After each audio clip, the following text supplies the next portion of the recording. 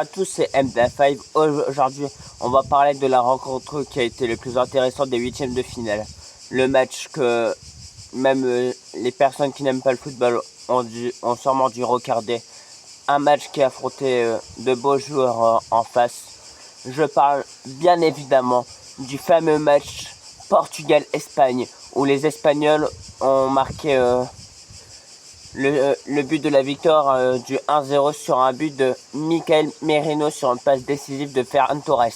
Donc aujourd'hui nous allons débriefer ce match qui n'était pas le plus verdoyant en termes d'occasion mais qui montrait bien la faiblesse et la forteresse qui était le Portugal et l'Espagne. Donc aujourd'hui nous allons parler de tout ça et je vais parler de certains joueurs du côté des deux équipes. Mais avant tout, n'hésitez pas à lâcher votre meilleur like et votre abonnement, car ça me soutiendrait énormément. Bref, commençons. Dès l'entame du jeu, les Portugais et les Espagnols maîtrisaient le ballon. Franchement, pas d'occasion verdoyante, pas d'occasion folle. Assis vers la 10e minute de jeu, l'Espagne se procure une occasion très dangereuse de Michael Oyarzabal qui en intervient face au gardien, mais qui malheureusement voit sa frappe partir à côté. Donc à ce moment-là, je me dis, peut-être que ça va changer au cours du match, mais heureusement, l'Espagne a réussi à vaincre, a réussi à gagner. Mais dès cette entame de jeu, je me disais, comme ça montrera aux Portugais de faire gaffe parce que les Espagnols, il leur suffit juste d'une occasion pour les punir. La preuve, hier soir.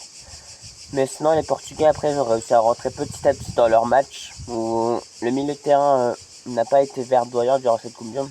Franchement, j'ai pas compris les milieux de terrain parce que pour moi, c'est trois meilleurs joueurs à son poste dans le top 5. Bruno Fernandes qui réalise une saison sensationnelle avec Manchester United cette saison. Cette Coupe du Monde, je l'ai pas trouvé fou. Vitinha aussi, excellent que le PSG avec son système de jeu, mais avec le Portugal pas fou non plus. Et Neves, peut-être c'était le mec qui était un peu plus supérieur aux deux autres milieux portugais, c'est pour vous dire. Et on me disait que le milieu du Portugal était supérieur à celle de l'Espagne.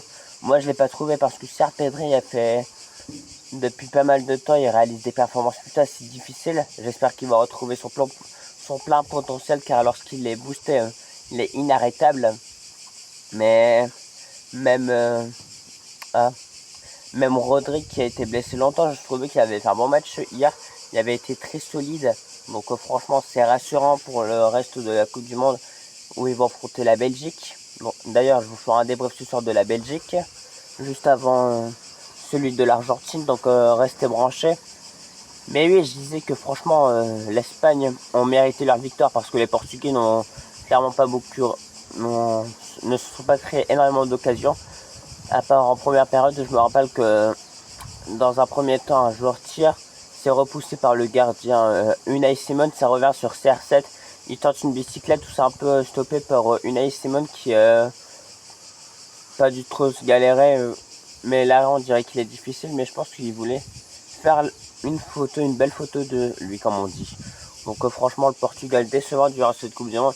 Parce que comment veux-tu gagner la Coupe du Monde CR7 lorsque tu fais match nul face à la Colombie 0-0 alors que la Colombie mérite une victoire.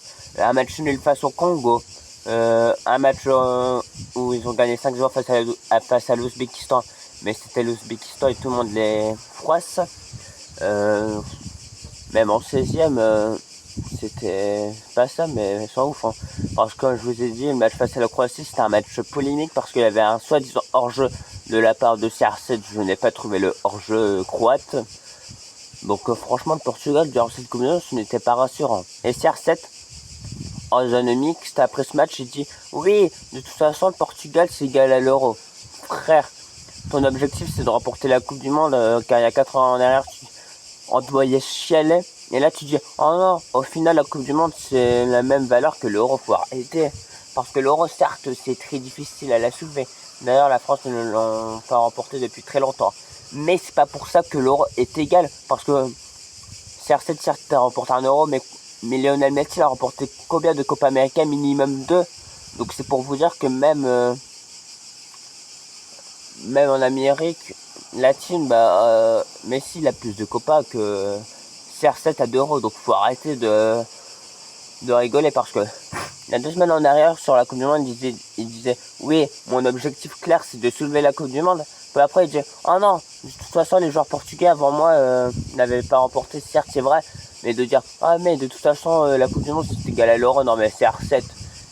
Certes, faut l'avouer que c'est un excellent joueur, mais là tu aurais dû lâcher cette Coupe du Monde ou être remplaçant parce que Gonzalo Ramos il n'est même pas entré en cours de jeu alors que c'est lui permet à l'équipe du Portugal de s'imposer face à la Croatie.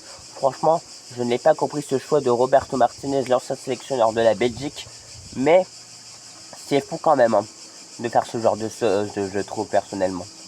Donc première période plutôt assez maîtrisée des deux côtés, je trouvais, mais deuxième période, match un peu ennuyant, je trouvais. Il n'y avait pas tant d'occasions que ça. Portugal, des fois ça se crée des occasions, et une autre fois c'était l'Espagne. Franchement, ce match était très longtemps indécis, mais il a fallu de l'entrée de deux joueurs qui ont fait du bien.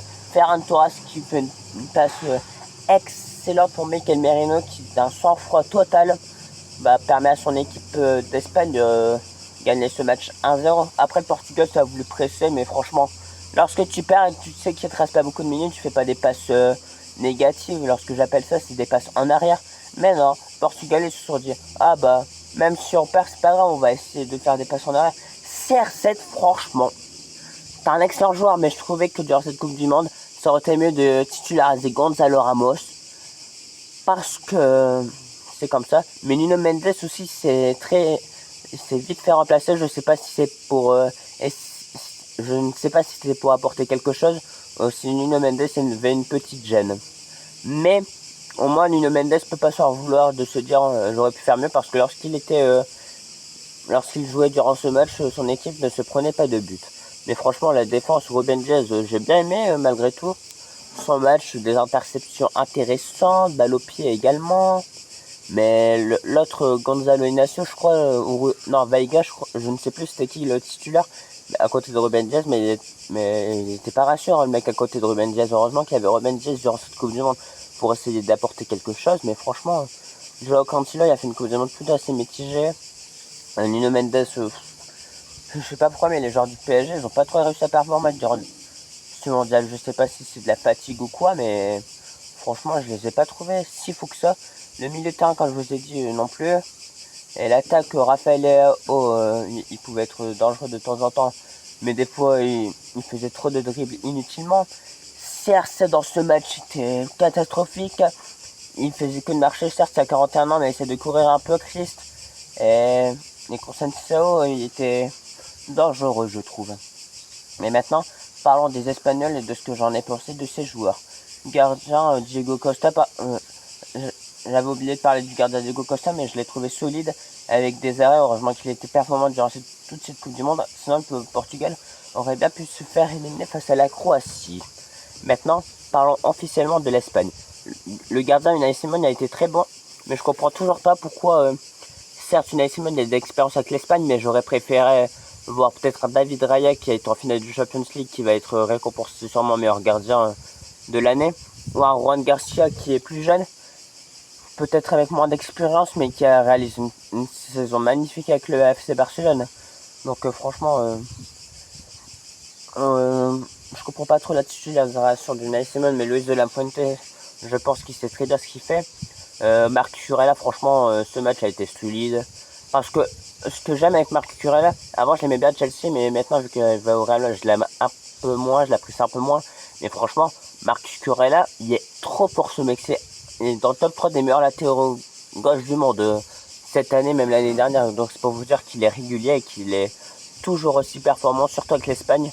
On se rappelle de son euro performant à l'Euro 2024 et cette Coupe du Monde 2026 montre que ce n'est pas un coup de chance durant l'Euro. Défense centrale, Aymeric Laporte, pour Cubarsí. Je voyais beaucoup d'Espagnols qui étaient craintifs avant le mondial, mais dites-vous que l'Espagne n'a concédé aucun but pour l'instant. Franchement, c'est une folie.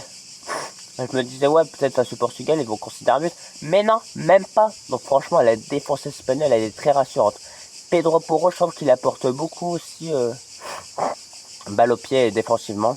Même si Pedro Porro, je pense qu'il peut s'il affronte Barcola, Barcola pourrait essayer de passer sur la vitesse parce que je le trouve pas très rapide. Excusez-moi. Milieu de terrain, Rodri a réalisé plus tard un assez bon match avec des interceptions, des bonnes passes comme il a su faire à son prime. Pedri match un peu en dessous des deux autres milieux de terrain qui étaient un peu décevants. Je trouvais Pedri, Daniel Mo au FC Barcelone, je suis plutôt assez mitigé, mais Daniel Mo en Espagne, il apporte toujours quelque chose, donc merci à lui.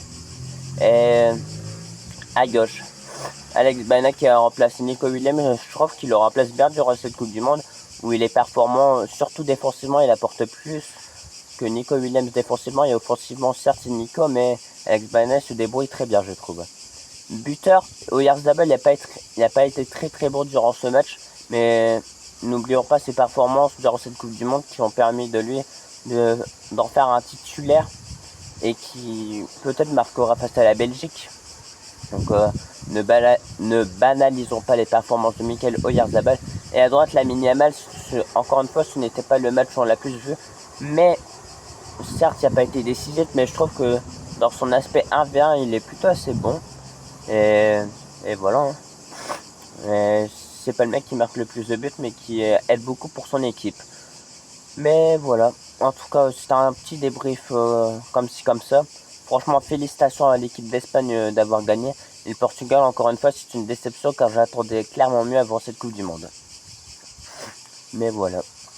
Donc, ce soir, il y a un alléchant Argentine. Espérons pour l'Argentine qu'il ne fasse pas un match aussi complexe que face au Cap-Vert. On verra bien. D'ailleurs, je vous ferai un débrief ce soir. Donc 3 vidéos durant cette journée si tout se passe bien. Mais oui, l'Espagne s'est imposée et ira affronter la Belgique. Félicitations aux Espagnols qui ont mérité cette victoire malgré qu'ils n'ont pas été fous en termes d'occasion durant ce match. La défense très rassurante. Franchement, l'équipe d'Espagne en défense, je pensais pas qu'elle allait être aussi solide. Et voilà. Merci à vous de m'avoir écouté. Si vous avez bien aimé ce débrief, n'hésitez pas à lâcher votre meilleur like et votre abonnement. Ça me soutient toujours énormément. Donc n'hésitez pas. Et c'était Mdafai. Je vous dis à tout à l'heure la famille. Si tout se passe bien encore une fois. Et merci le football pour nous montrer ce genre de choses. Par contre, j'ai eu un peu de peine quand même pour CR7 lorsqu'il a pleuré en larmes. Parce que quand même, Chris, il aura passé toute sa vie à essayer de gagner le mondial sans succès. Malgré que pour lui, soi-disant dans une interview qu'il a lâchée hier, que la Coupe du Monde, ce n'était pas si important que ça. On sait tous que tu l'as dit sous le coup de la déception parce que je sais très bien que ton objectif premier, c'était de remporter le mondial.